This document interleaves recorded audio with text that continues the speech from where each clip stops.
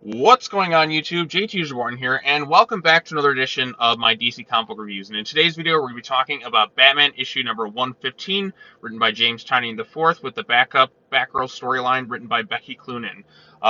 This is a continuation of the whole Fear State events, and as some of you who've seen some of my other videos can tell, I'm just kind of burnt out on Fear State and this seemingly never-ending event. It's definitely not the worst thing I've ever seen, but it moves at such a really slow, slogging pace, and there's not too many exciting revelations. I mean, if you're really into Tynion's original characters, then I think you'll probably get something out of this. But other than that, I just feel like Fear State is just moving at such a slow pace, and the only thing really keeping it interesting, for me at least, is a lot of the really gorgeous looking artwork. I just really want Fear State to end already, but I know I have another entire month full of it. I don't think I'd be as exhausted with Fear State if it wasn't just occupying pretty much every other Batman title that's going on right now. We have Fear State and I Am Batman, we have the Harley Quinn, we have Catwoman, we have Detective Comics, we have Nightwing, and we have the main Batman book here. We had that, whatever it was, Arkham's thing going on that was listed as one of the tie-ins, which really didn't have much tying into it at all. Oh, don't worry, we also have the Secret Files issues, which I gotta read the Peacekeeper one. Damn it, that's another one I have to read to keep up with the entire event. I haven't read the entire event yet. There's a lot of tie-in books that I still have to keep up with. They're just kind of sitting in my library, just like, come on, you gotta read it, Sean. You gotta read the entire Fear State event, all 35 issues that tie into it in like a 3 month period, which is, my God, that is a lot to try and keep up with. But this issue itself, I'll be kind of quick with this thing. I thought this issue was just kind of okay. Basically, we kind of deal with Simon Saint's dealing with the aftermath of what's happening. He's still trying to track down Peacekeeper 1, and he's just really pissed off. My favorite moment in the whole issue is when somebody also mentions to him, hey, we got Poison Ivy, who looks like she can level the whole city, and then he's just like, ah! And he just like lets out this crazy scream. That to me was my favorite part. So he's kind of doing that. We see Queen Ivy, because Ivy's the queen now. I'm sure it's more explained in some of the other tie-ins, but I haven't read those yet. So yeah, Ivy's kind of doing her thing, killing people. She has a conversation with Master Wise. We learn a bit more about him and how he used to work with Jervis Tetch, the Mad Hatter, and then they had their little bit of a falling out going on there. Sean Mahoney, aka Peacekeeper 1, is found by the Scarecrow, who's going to hook him up to his machine to do some stuff with him. We also have some more tie-in information with all the other characters going on here. I know there's the I Am Batman thing going on. We have Catwoman and Harley Quinn doing their thing. We have Ghostmaker. We have Barbara Gordon. We have Dick Grayson. We have Stephanie Brown, Cassandra Cain, Tim Drake, The Signal. Everyone's just kind of doing something. Batman's working with Miracle Molly, and they're just kind of doing their thing. And basically what it comes down to is they look for this machine. They can't really find it because Scarecrow has it somewhere else. And basically what happens at the end of this issue is Simon Saint sets up that he's going to have people track down and kill Poison Ivy now. That's his next goal, to stop her.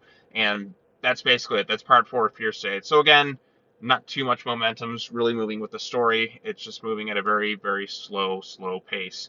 So we got that going on here. Batgirl's back up. It's kind of reiterating a lot of the same things you've seen in some of the other Batman tie-in books. We had the thing with Urban Legends with Seer, who is the anti-Oracle program.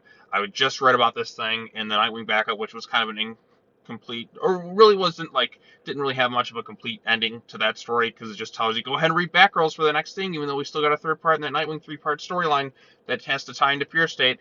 And you could kind of skip this thing. The only decent thing is getting a story kind of focused on Steph, Cass, and Babs. I am really excited for the Batgirl book. I liked some of the stuff Becky Cloonan's done before. I really like Gotham Academy.